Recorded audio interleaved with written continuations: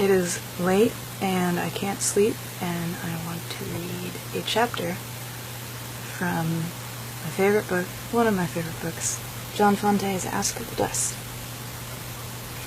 I found this book just lying around the house one day, and I had no idea whose it was, but it came to me at a time when I really needed to read it, and ended up pulling me out of a disassociative episode by giving me the ability to really laugh at myself. So this book follows a young writer who has moved to Bunker Hill to seek his fortune in the 30s, and he is written so beautifully because you are just opened up to every single one of his thoughts, and you really see the drama that unfolds within him, and how he both really elevates himself but also thinks that he's just the worst at the same time. And it is painfully relatable. So I really got a lot out of reading it.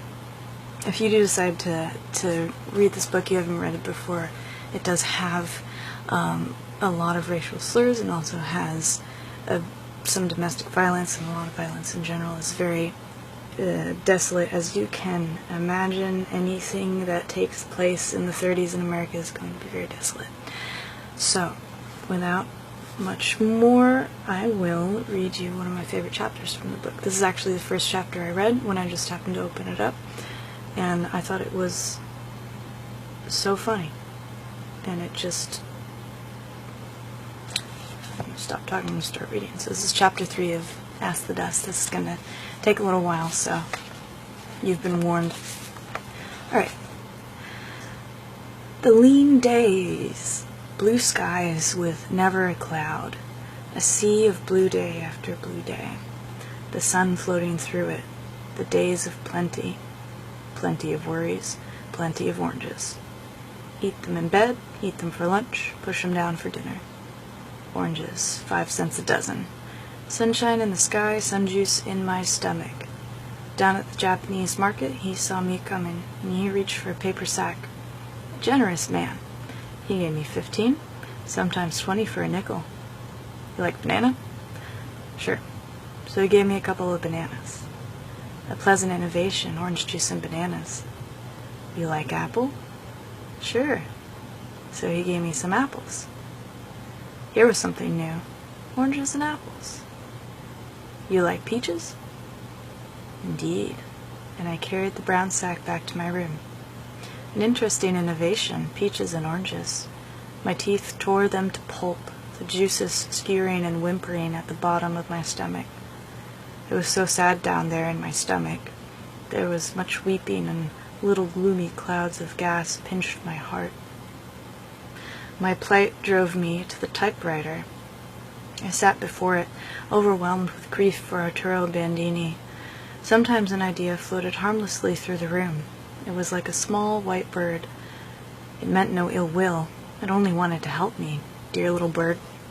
But I would strike at it, hammer it out across the keyboard, and it would die on my hands. What could be the matter with me? When I was a boy, I had prayed to St. Teresa for a new fountain pen. My prayer was answered. Anyway, I did get a new fountain pen. Now I prayed to St. Teresa again. Please, sweet and lovely saint, give me an idea. But she has deserted me, all the gods have deserted me, and like Huysmans I stand alone, my fists clenched, tears in my eyes.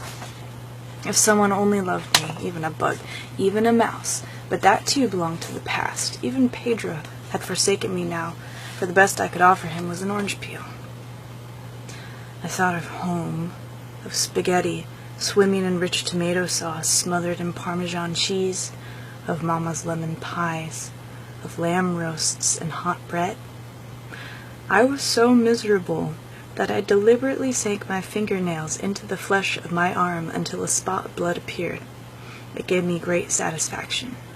I was God's most miserable creature, forced even into torturing myself. Surely, upon this earth no grief was greater than mine. Hackmuth must hear of this, mighty Hackmuth. I wrote, describing the glorious past.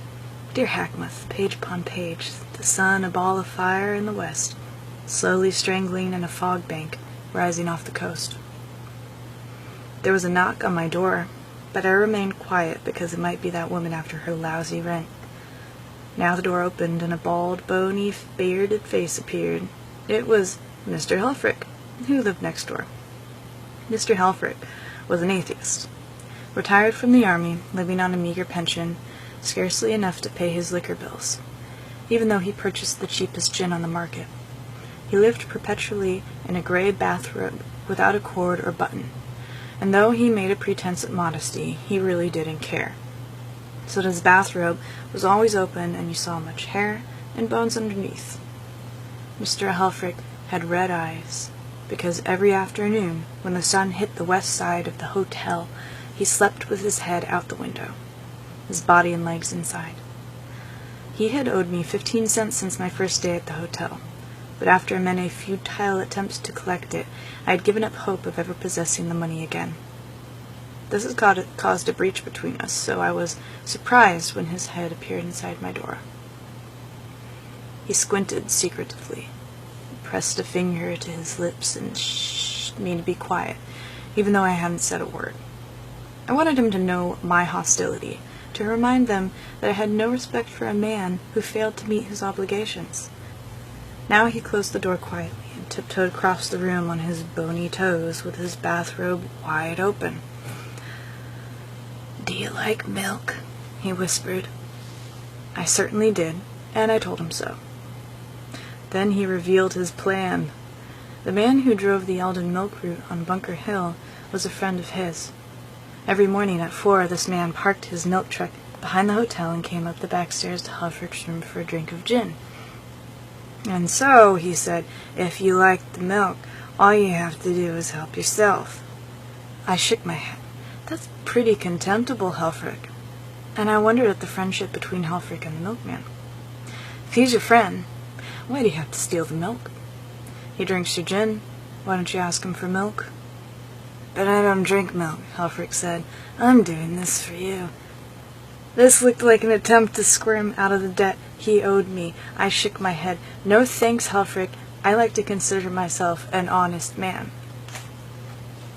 He shrugged, pulled the bathrobe around him. "Okay, kid, I was only trying to do you a favor."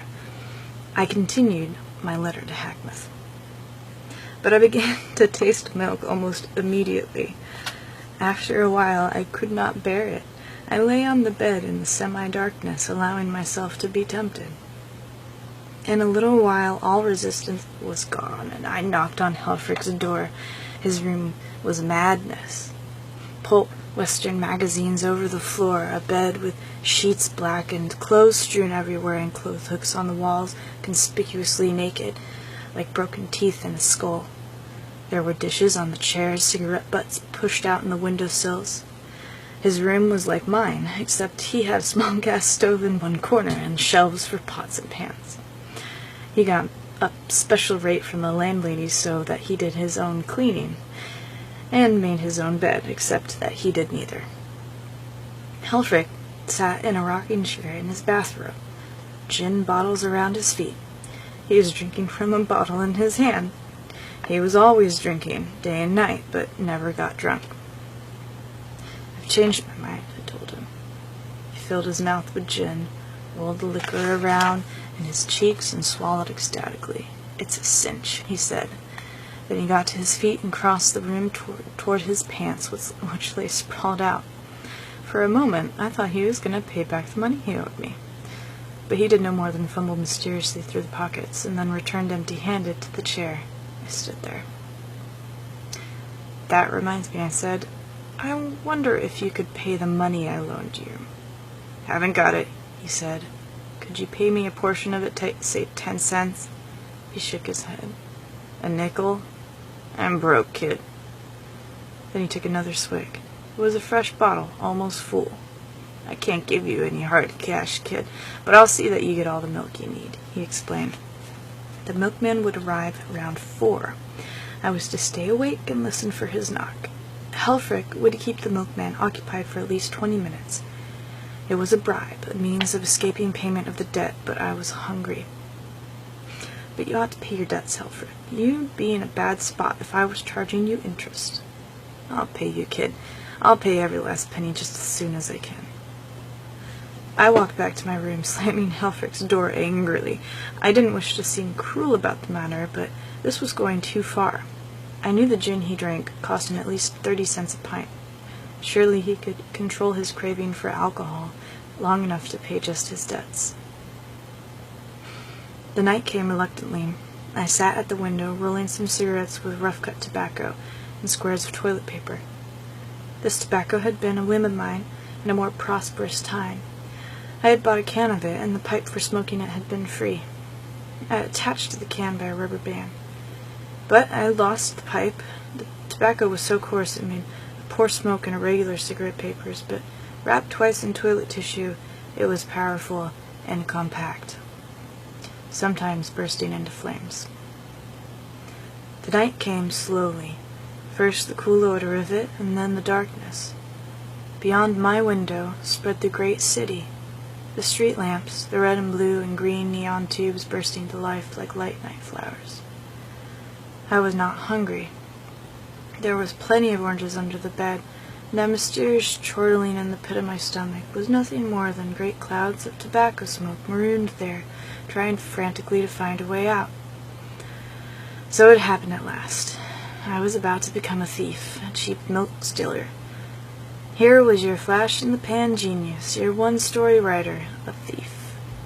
I held my head in my hands and rocked back and forth. Mother of God, headlines in the papers promising writer caught stealing milk, famous protege of J.C. Hackmuth, hailed into court on petty thief charge. Reporters swarming around me, flashlights popping, give us a statement, Bandini. How'd it happen? Well, fellows, it was like this, you see. I really got plenty of money, big sales of manuscripts and all that, but I was doing a yarn about a fellow who steals a quart of milk, and I wanted to write from experience, so that's what happened, fellows. Watch for the story in the Post. I'm calling it Milk Thief. Leave me your address, and I'll send you all free copies. But it wouldn't happen that way, because nobody knows Arturo Bandini, and you'll get 6 months, and they'll take you to the city jail, and you'll be a criminal, and what will your mother say? And what will your father say? And can't you hear those fellows around the filling station in Boulder, Colorado? Can't you hear them snickering about the great writer caught stealing a quart of milk? Don't do it, Arturo. If you've got an ounce of decency and you don't do it. I rose from the chair and paced up and down. Almighty God, give me strength. Hold back this criminal urge. Then, all at once, the whole plan seemed cheap and silly. For at that moment I thought of something else to write in my letter to the great Hackmuth. And for 2 hours I wrote until my back ached. When I looked out my window to the big clock on St. Paul Hotel, it was almost 11. The letter to Hackmuth was a very long one, already had 20 pages. I read the letter. It seemed silly. I felt the blood in my face from blushes. Hackmuth would think me an idiot for writing such puerile nonsense. Gathering the pages, I tossed them into the wastebasket. Tomorrow was another day, and tomorrow I might get an idea for a short story. Meanwhile, I would eat a couple of oranges and go to bed. They were miserable oranges. Sitting in the bed, I dug my nails into their thin skins. My own flesh puckered. My mouth was filled with saliva, and I squinted at the thought of them. When I bit into the yellow pulp, it shocked me like a cold shower. Oh, Bandini, talking to the reflection in your dresser mirror, what sacrifices you make for your art. You might have been a captain of industry, a merchant prince, a big league ball player, leading hitter on the American League with an average of .415, but no, you are crawling through the days a starved genius, faithful to your sacred calling. What courage you possess. I lay in bed, sleepless in the darkness. Mighty Hackmuth, what would you say about all this? He would applaud. His powerful pen would eulogize me in well-turned phrases.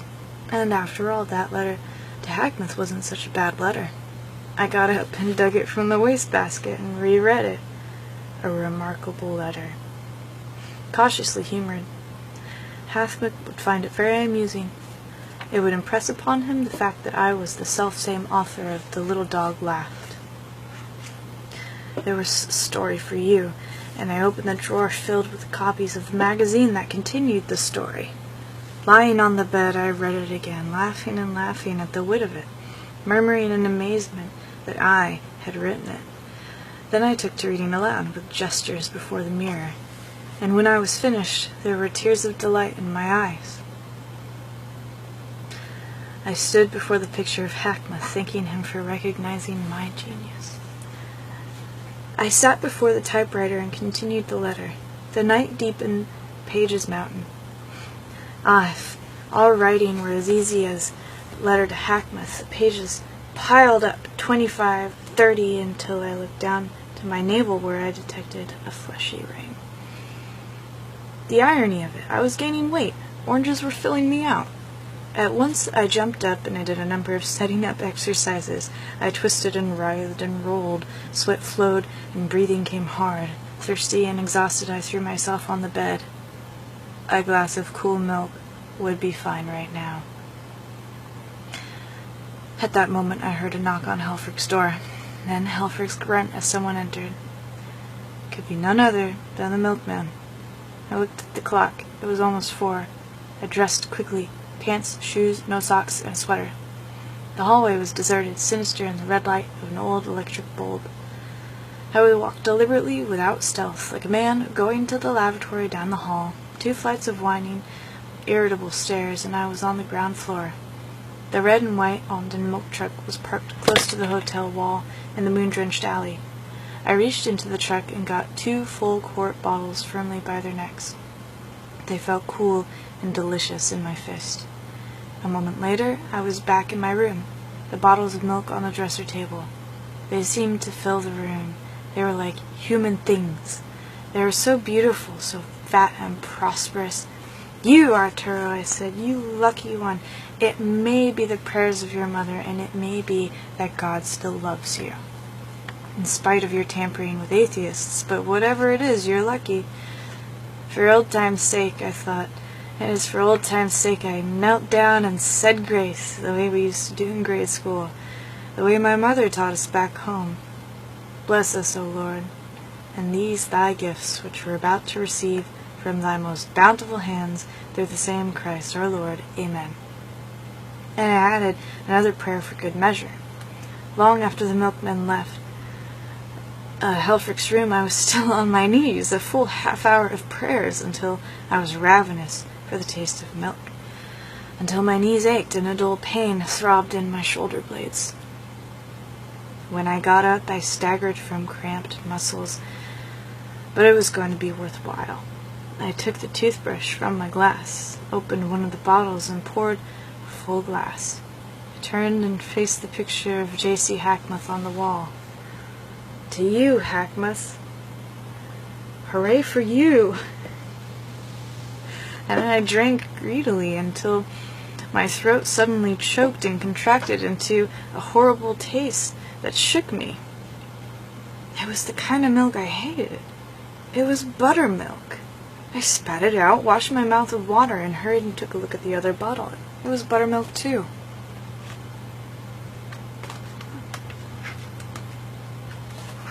That's that. Anyway.